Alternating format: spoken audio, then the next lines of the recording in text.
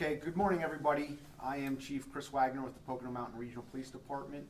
To my left is Monroe-County District Attorney Michael Mancuso, and to my right is Detective Corporal Kyle Van Note. And we are here to address the recent homicide charges that were filed against Oscar Sosa, 31, who is a Venezuelan resident, Jostin Perez, who is 24 and a Venezuelan resident, and Oswaldo Sosa, who is 37 and a Venezuelan resident. So the way this call originated, and we put this out in prior releases, was that back on January 12th of this year, we received a call from the Stroud Area Regional Police. The Stroud Area Regional Police has dispatched to St. Luke's Hospital in Bartonsville for two victims that had come in that were suffering from gunshot wounds. The Stroud Area Regional Police determined that the shootings had actually happened at 1329 Clover Road, Long Pond, Pennsylvania, which is within the jurisdiction of the Pocono Mountain Regional Police. So essentially that investigation was now transferred to this agency. Patrol officers responded to that residence, and what they found was that it looked like it had been hastily abandoned, in that there were tire marks, footprints in the snow, but nobody was present around the building.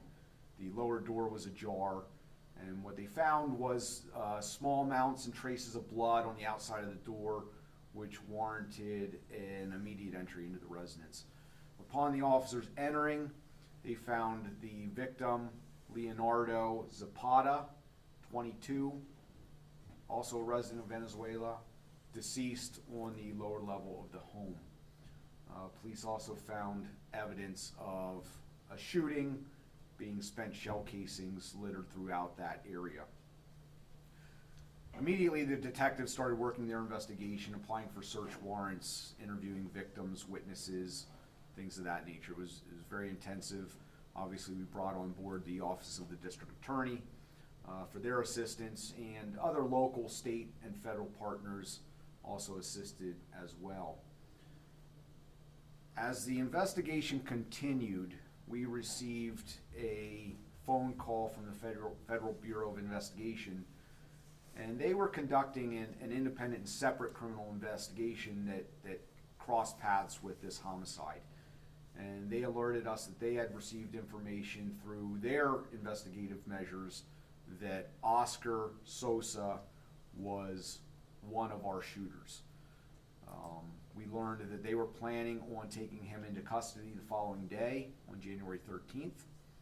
So our investigation continued, and at that point we were kind of partnered up with the FBI in their separate investigation. They did in fact take Oscar Sosa into custody the following day. Our investigation continued, and essentially what we were able to learn was that the home had been rented as a short-term rental for a weekend party for Leonardo Zapata. It was his birthday. He had hired several DJs, but one of the DJs was Jesus Sosa. Jesus Sosa came to DJ the party, but he also brought his brother Oswaldo Sosa and Jostin Perez. So they were there. Now, Oswaldo and Jostin were being disrespectful to some of the guests, and eventually they were removed from the party. They were basically kicked out, which didn't sit well with them. They left, and many hours later returned to the three of them, but now they were in the company of Oscar Sosa. So Oscar, Oswaldo, and Jesus are brothers. So the brothers, along with Jostin Perez, arrived back at the residence, essentially bullied their way back into the party, where there was a confrontation with the deceased Leonardo Zapata. Shortly after that engagement, shots were fired, and Zapata was struck multiple times, 8 in total, and was deceased at the scene. So in working with New York authorities, Federal Bureau of Investigation, we had Oscar Sosa essentially in custody already, in federal custody. Jostin Perez was also in the custody of NYPD, and Jesus Sosa is in the custody of ICE in Orange County. So we had 3 of our 4 that were already in custody. Right now, Oswaldo is a fugitive from justice, but just the way some of the bail policies that play out in New York really forced our hand to move a little quicker than we really wanted to, but we ended up lodging these criminal complaints over the weekend. And I will certainly turn it over to District Attorney Mancuso for additional comments as to how the charges developed and what steps we're taking to bring them into custody. Thanks, Chief. Good morning or afternoon. It was a real pleasure working once again with the Pocono Mountain Regional Police Department. Got the call right around a nice playoff game, and came up here, and again, it was a very close coordination, like the Chief said, with the DA's office, Pocono Mountain Regional Police. We also had help from an officer or 2 from Stroud Area Regional. County detectives were dispatched as well. We had the crime scene. We had folks at a hospital in Bartonsville, St. Luke's, and we had 2 other shooting victims, one in Anderson and one at Fountain Hill.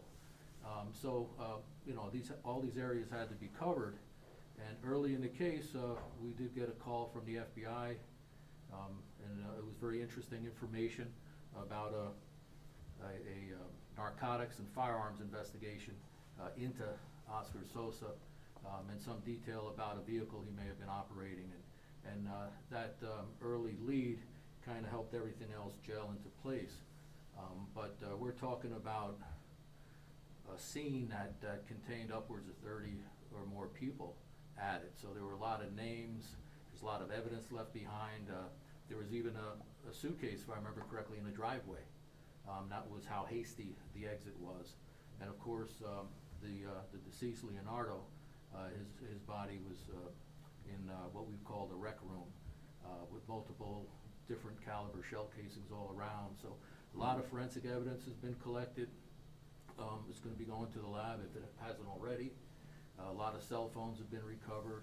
Evidence from New York has been provided by the FBI to us, including the suspected firearms used in the homicide and the attempted murders.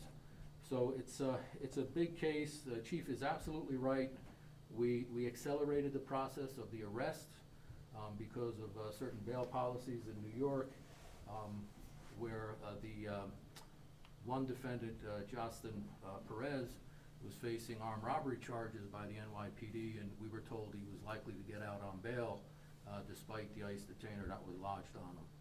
So with the filing of our case, our complaint, that would act as a criminal detainer and a warrant, and would prevent him from getting out on bail. But there is one defendant still in the wind, Osvaldo Sosa, so efforts are being made presently to apprehend him. If there's any questions for the Chief or I? Yes. Do you know what the FBI was investigating Oscar Sosa for? Well, like I said, it was a narcotics and firearms investigation, and he was indicted recently, right before the events of the 12th of January, and the Chief was right and was picked up the next day.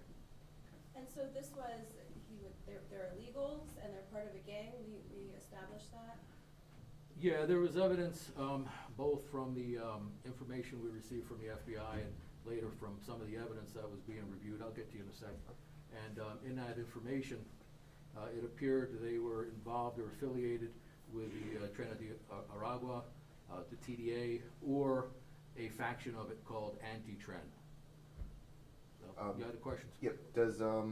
Does your office or the police department have any intel on where Osvaldo might be? We do, but we're not at liberty to share that right now. Yes, in the back? When we're dealing with people committing crimes from other countries, now we're getting the FBI in different states involved. Just here in Monroe County, how's everyone working together, and are there any challenges with that? Well, there's a lot of challenges. There's language barriers. There's the sheer number of potential witnesses. There are the other persons that were arrested on the night of the incident. And those cases recently all went to preliminary hearing. So there's a lot of logistical issues, but that's why we work together and we try to share resources. Go ahead. Two questions. Are they gonna be tried here in Monroe County, considering, you know, the multiple jurisdictions and everybody involved? Well, since the homicide and those crimes, the attempted homicides, they occurred in the jurisdiction of Monroe County, those charges would be tried here. Okay. And then, you know, there was another incident at another, B&B or whatever, a few months. Short-term rental? Yes, Yep. before that. Are those connected? Are they Well, the same people? We know of at least one person that was at both. She was also charged with hindering, Vita Grimar is her name, I believe. She was apparently a witness in the earlier shooting at Pocono Farms East. Correct. Yeah. Sir, you had your hand? I was going to ask the same question. Yeah. Thank you. Will the third brother, Jesus, face any charges, or is he being charged yet? Yeah, Jesus right now is being charged with possession with intent to deliver, and we'll be amending as well to add hindering the apprehension. And follow-up question, if they are not from this country, will they be charged and then, or, I guess, can they be deported without being charged, or is that not?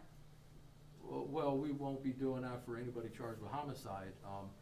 As I understand it, a couple of the lesser defendants entered pleas before District Judge White instead of going to a preliminary hearing to misdemeanors of the third degree. And I understand that they've probably been taken from the correctional facility and are in ICE custody now. The suspects who have been apprehended, when do you expect them to be back in Monroe County? Well, that depends. They may not be on the same track. One's facing federal prosecution, and there's certain procedures along that path, and the other's facing New York charges, which are serious. They're felony armed robbery charges. So we'll have to be ready to act at the earliest possible moment. The warrants act as a detainer. The defendant could waive extradition, and that'll accelerate the process, or we have to get a governor's warrant, and that takes a couple months. Yes, ma'am? And then those photos that were posted on your Facebook page this morning, were those, they were all outside, was that before the shooting, or at what point in this? The best we can say right now, it was close in time to the shooting, whether right before or right after. It's a motion-activated kind of system, so it captured some of the vehicles and a lot of the people that were outside at the time. And Yes. the short-term rental, that's a growing thing that's happening here in Monroe County. Are there gonna be any plans to try to crack down and secure those more, or is there anything that can be done on that front? Well, as district attorney, there's not much I can do system-wide on that. I think each municipality, township, they have ordinances. I know several of these short-term rental locations are grandfathered in, so I'm not quite sure how that all works, but I would certainly urge there to be more of a vetting process to kind of screen folks. I think that would go a long way.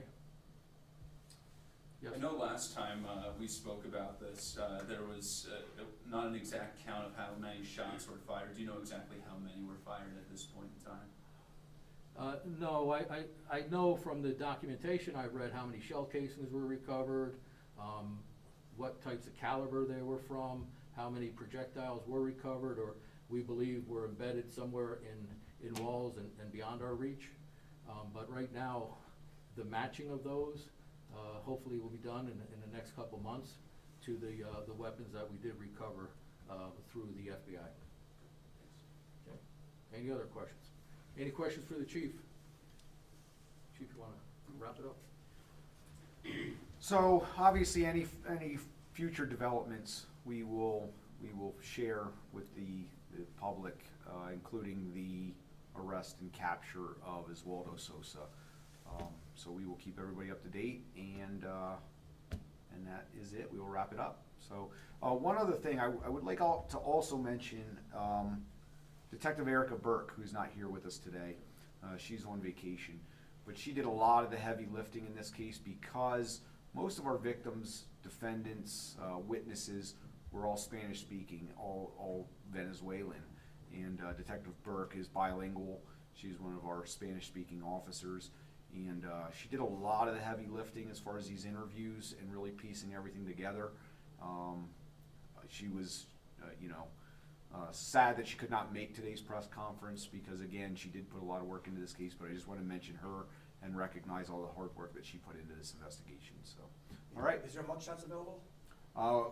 We don't have mugshots available to us because we have not processed them yet. I posted several pictures. I since updated that Facebook post. Detective Van Note supplied me with images of Oscar, of Osvaldo, and of Justin. Okay, thank you. Thank you.